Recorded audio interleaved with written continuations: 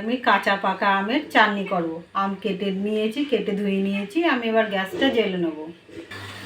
Gas জ্বেলে কড়া বসিয়ে দিয়েছি, আর কড়াতে আমি জল দিয়ে দিয়েছি। জলটা গরম হয়ে গেছে, আমগুলো দিয়ে দেবো, দিয়ে সিদ্ধ করে নেব।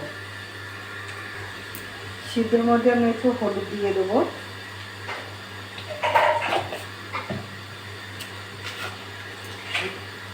একটু লবণ দিয়ে দেবো, দিয়ে আমটা সিদ্ধ করে নেব।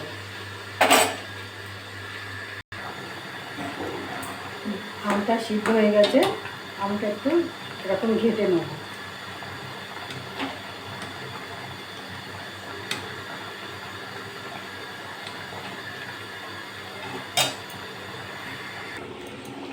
আমগুলো সব ভেঙে নিয়েছি, আমি এবার ঢেলে নেব। আমগুলো সব ঢেলে নিয়েছি, আর কড়াটা জল দিয়েছি। কড়াটা একটু ধুয়ে জলটা দিয়ে দেবো। কড়াটা ধুয়ে জল দিয়ে দিয়েছি, কড়াটা বসিয়ে দিয়েছি। কড়াটা গরম হয়ে গেছে, আমি এবার একটু সর্ষের তেল দিয়ে দেবো।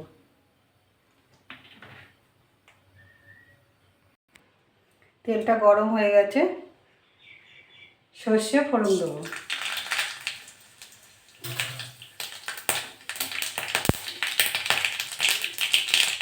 সর্ষেটা ভাজা হয়ে গেছে, আমগুলো দিয়ে দেবো।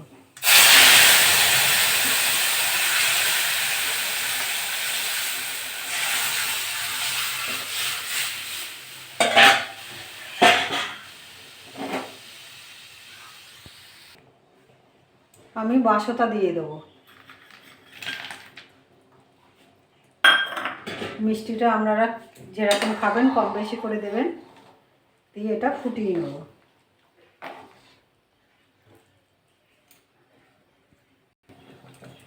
চাটনিটা আমার হয়ে গেছে, আমি এবার নামিয়ে নেব।